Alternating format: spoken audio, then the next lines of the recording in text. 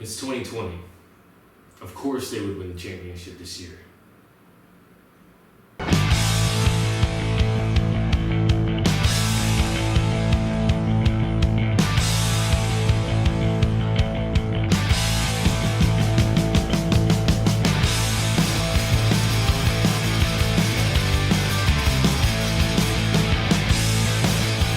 would like to think that we were able to acknowledge Indigenous People Day, but check this out. Somebody that owed me money tried to go to the bank, and they were like, yo, bank is closed. And I was like, word? Why the bank closed? It's just another Monday. And they were like, nah, it's Columbus Day, it's a holiday, so the bank is closed. We still doing this with Columbus? First of all, I didn't get the day off, so I was like, oh, it's just another Monday. But some of y'all did get the day off. And y'all got the day off because it's Columbus Day. Y'all got the day off because this fool got lost and wound up pillaging the whole damn civilization because he discovered something that was already civilized. Now that's kind of messed up even back then, but now we still having this whole, what do we do with Columbus Day? I would love to have that day off or time and a half and acknowledge Indigenous Peoples Day. But the reality is, until we can do that as a whole nation, we're not there yet. We still have this conflict, and I suggest we have this thing resolved. Both because we should acknowledge Indigenous People Day, and because this person needs to go to the bank and get my money. Simple as that. Not to get hung up on what day it is, but someone told me it was Prime Day. First thing I thought of was Deion Sanders, to be honest with you. All right, so it's Prime Day. First of all, I got some issues with this because apparently it's more than just a day. It's like spread over 2 days. It's more than 24 hours. That means it's not a day, it's an event, all right? And that's not cool because it's misleading. It's more than a Prime Day, okay? I know people got mass spending anxiety out here. I know I do. I hate having them days where it's like they tell you that you should spend some money. It's a deal. No, fool, it's some money that I gotta spend. I don't even know how I'm an Amazon Prime member. Like, there was not a day where I got on the computer and was like, I want to be an Amazon Prime member. I don't even know what Prime is. You know, what the heck is Prime? Am I in my prime? I'm actually thinking that I've left that piece a few years ago, to be honest with you.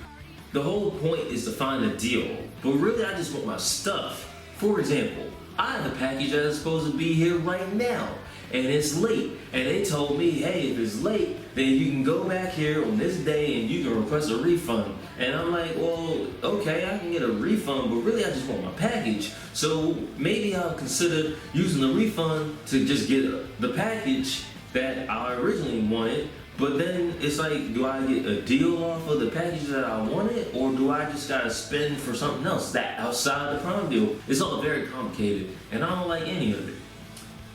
I don't like it at all.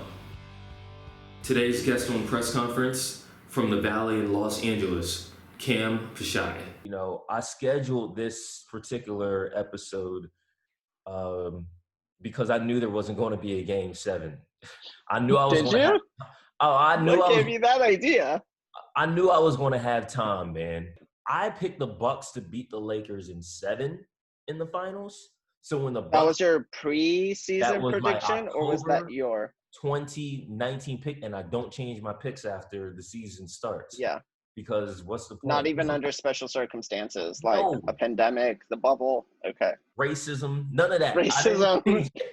I A didn't lot change. of things have happened. Yes, a lot of things happen, and I was like, I'm not. No, the point for me, if you're going to make a prediction, is to stick with the prediction and to analyze off of how Yeah. right or wrong you are, Yep. not to just keep changing them and have people Yeah. be Yeah. accountable. Like, nah, man, this Like ain't a a real. mock. You're a real journalist. Hey, this ain't a mock draft, bro. This is basketball. Anyway, long story short, it was a wrap. You know, Lakers were going to win a championship after we all saw what happened in mid-September. That must have been. And that's why I scheduled you for this show, Cam, because I knew that I was going to have to be like, let me get somebody that I don't dislike to talk about. that I dislike. I like to think that I'm as partial of a Laker fan as you can get, because I've been on both sides where I've been called a Laker homer for very obvious reasons. I had a Laker website for a very long time, and I've been called a Laker hater, oddly enough, because I started criticizing the team at some point. So I feel like it's fair. What? Okay, so the Lakers website, I know that's your background because you're an OG in the game. But where do you put yourself at now in terms of what you kind of started? And what does it feel like to be partial and critical of a team that you like? What it is now, it doesn't exist anymore. But so there's what we started back in 2008. We started getgarnet.com, which was a website, again, you will think I'm a crazy fanatic, a website to try to convince the Minnesota Timberwolves to trade Kevin Garnett to the LA Lakers. It was the summer Kobe was demanding a trade before we got Pau Gasol. So that was 2007. That was 2007. That was Yeah. 2007. Thank you. Thank you. This is why I always come to you for anything regarding stats, timelines. You're my man. Hey, man, it's like Paul Pierce. Swab. They brought me here. We started that website. KG ended up going to Boston, but the website at that point was big enough that we couldn't really shut it down. So we held a poll to rebrand the website, and ultimately fans wanted it changed to the Lakers Nation. So that website became a thing for years and years. I ended up it was a collaboration between me, my friend Jim, who coded the website, our friend Chris, that a lot of people in the basketball community now know as LD2K, works over at 2K, and our friend Shane. We did what we could with the website, became a big community, a forum. It was a place for Lakers news from all over the web. It was it was the first of its kind when it comes to the scale of the type of blog it was, and then being able to branch out into what was a rather large community and message board. And we did it for years, and at some point, like, it ran its course, dissolved a little bit, but we still have it. It's different than what people now follow Lakers Nation. That came after, probably a couple years after. There was a little bit of confusion about which is which. There definitely was some confusion. I'm just going to leave it there and let you keep going. But yeah, it's how I got my start working in sports. And it eventually led to me, like, we're skipping a lot of steps here, but it eventually led to me working at the Drew League, which is how I met you. Man, and I gotta say, like, the work that you do now, I don't even know if I'm the one to really set it up. Like, all the things that you see, as far as graphic design, as far as brand identity, I'm amazed at how fresh you have kept it. I mean, this past summer, there were no games, and you still found a way to, like everyone will remember summer 2020, and it was probably the most expansive storytelling summer that there was, and it fit the time because 5 years ago, which wasn't even my first summer 5 years ago, that was a different kind of emphasis on storytelling. But to say that the social media emphasis, and that was my first summer actually doing tweets, I mean, I felt we were going in a different direction with the tweets then. Yeah. Now, Yeah. this past summer, you killed it with, I mean, the static and everything. Like, It's teamwork. but if you were to describe yourself as what you do now, both with the Drew, but also like Yeah. your 11 months of the year, like, what do you tell people that you do and how you do it? That's been the toughest question to answer for the last 5 years because there's no real one word answer to it. The the easy answer is just to like say I'm a creative, but like, what does that mean? Like it's so vague that you just constantly have to like answer more questions. I guess I'm a digital creative. Maybe that narrows it down a little bit. But I lead creative direction. I'm a graphic designer by trade. Photographer now. That was a title that like I fought for years. I didn't want to be called a photographer. But now that I've done it enough at this point, that I have no choice but to call myself that. I I'm a creative. I'm a creative. Being typecast does suck, um, but at the same time, you might be doing something right in some regard if you are. And I Yeah. feel like this year, 2020, has definitely put people in different spaces of their identity.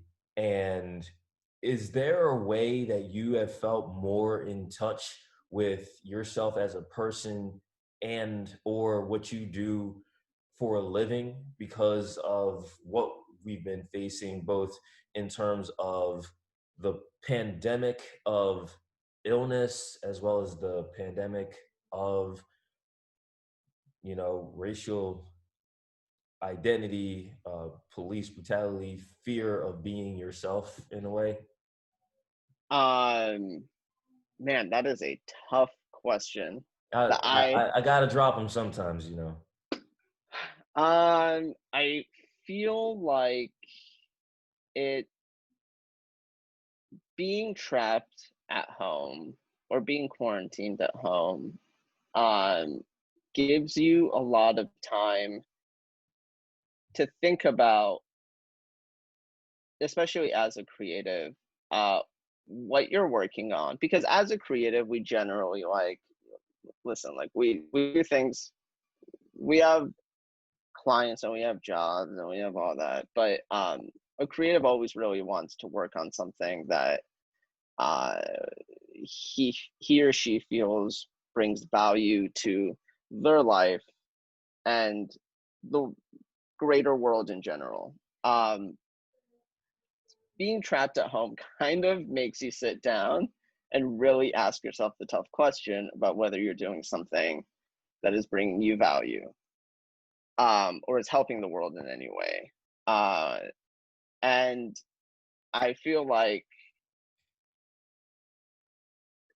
this quarantine really made me personally do that and look at things with the different lens of like, okay, like, is what I'm doing helping people? Or like, like even being in a position where I get to hire people out, like, am I hiring the right people that deserve to be, you know, seen, heard? Am I working for the right clients that are uh, really doing good in terms of, social impact? And am I creating things that people genuinely like and that speaks to someone out there that is, like, wants to be in my position or really just enjoys the avenues that I work in.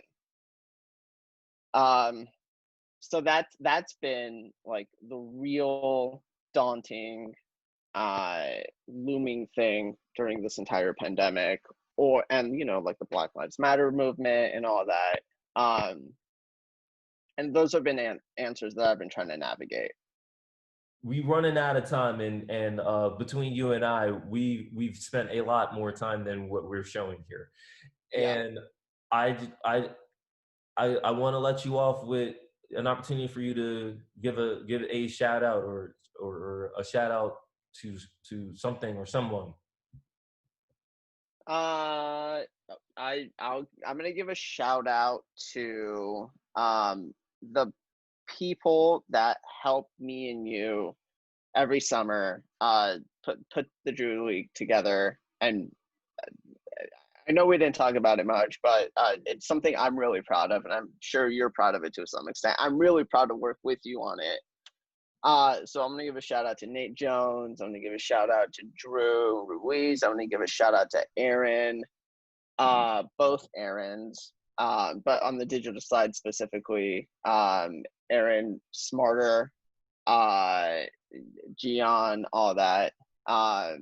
That's my shout out. I felt like I should make it something that's very relevant to me and you and our friendship. And I want to give a shout out to you. Like, you asked me to do this. I'm not good with interviews, but there's nothing I would say no to if it came from you. Like, I will do it. I tell Alexa all the time, I would do anything for law. Thanks again to Cam Pashai. And next week, Shivani Banful joins Press Conference. You're all invited. You're all welcome for the invite. See you then.